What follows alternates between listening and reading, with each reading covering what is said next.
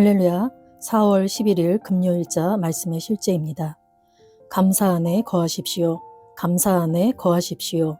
오늘의 본문은 데살로니가전서 5장 18절 말씀입니다. 범사에 감사하라. 이것이 그리스도 예수 안에서 너희를 향하신 하나님의 뜻이니라. 범사에 감사하라. 이것이 그리스도 예수 안에서 너희를 향하신 하나님의 뜻이니라. 사도 바울을 통해 성령님께서 주신 이 구절은 하나님의 말씀 중 가장 간단하면서도 중요한 가르침입니다.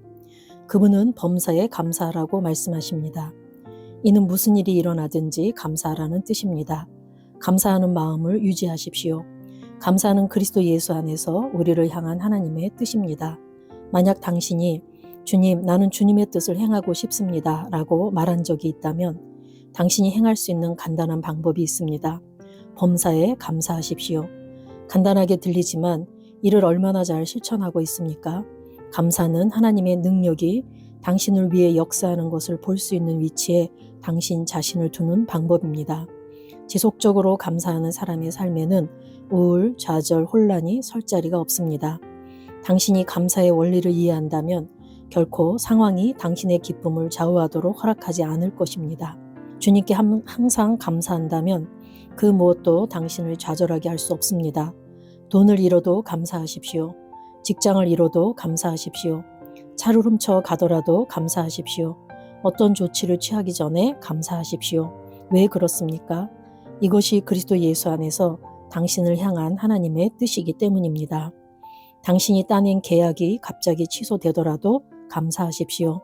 당신의 공급원은 계약이나 사람의 시스템이 아니기 때문입니다. 당신의 공급원은 주님이십니다. 한 문이 닫히면 더 큰 문이 열릴 것이라는 뜻입니다.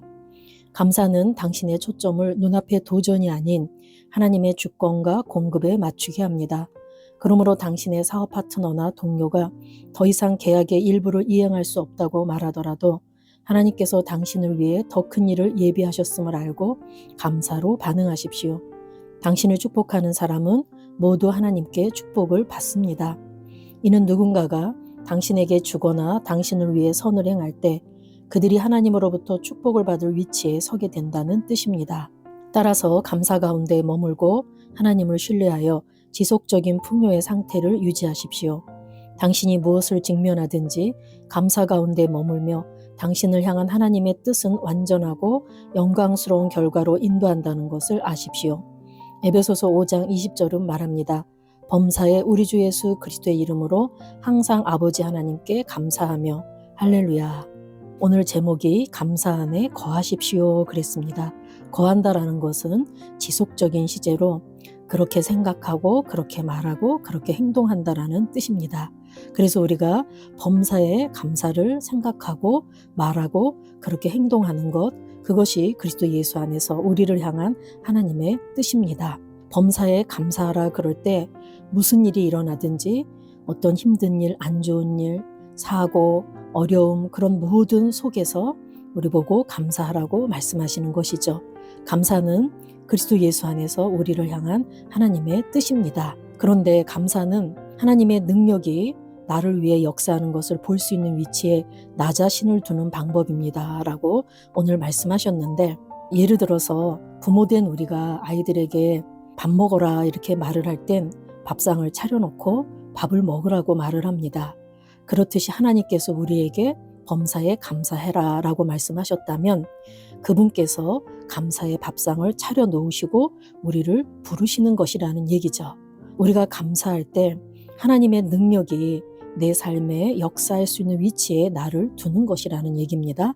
그래서 저와 여러분이 감사가 하나님의 뜻이라는 것을 알고 그것을 마음에 새겨서 어떤 일 속에서도 내가 감사해야지 된다, 나는 감사할 것이다 라고 마음에 새긴다면, 그래서 감사가 우리 마음속에 들어있다면 그것은 저절로 밖으로 나오게 되어 있을 것입니다. 하나님은 우리의 유일한 공급자이십니다.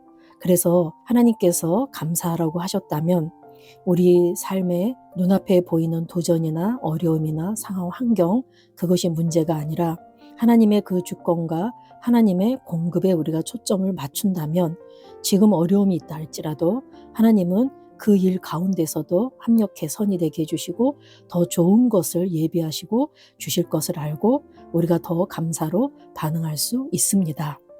창세기 12장 1절에서 3절 말씀에 보면 하나님께서 아브라함을 부르시고 너는 복이 될지라, 복의 근원이 될지라 라고 하시고, 너를 축복하는 자에게는 내가 복을 내리고 너를 저주하는 자에게는 내가 저주하리니 땅의 모든 족속이 너로 말미암아 복을 얻을 것이니라 하셨습니다. 아브라함을 축복하는 자에게는 하나님이 복을 주시고 아브라함을 저주하는 자에게는 하나님이 저주하시고 땅의 모든 족속이 아브라함으로 말미암아 복을 얻을 것이라고 약속의 말씀을 주셨습니다. 그런데 갈라디아서 3장 6절에 보면 아브라함이 하나님을 믿음에 그것을 그에게 의로 정하셨다 함과 같으니라. 그런즉 믿음으로 말미암은 자들은 아브라함의 자손인 줄 알지어다 그랬습니다. 9절에도 그러므로 믿음으로 말미암은 자는 믿음이 있는 아브라함과 함께 복을 받느니라. 저와 여러분은 그리스도 예수 안에서 아브라함의 복을 받은 자들입니다.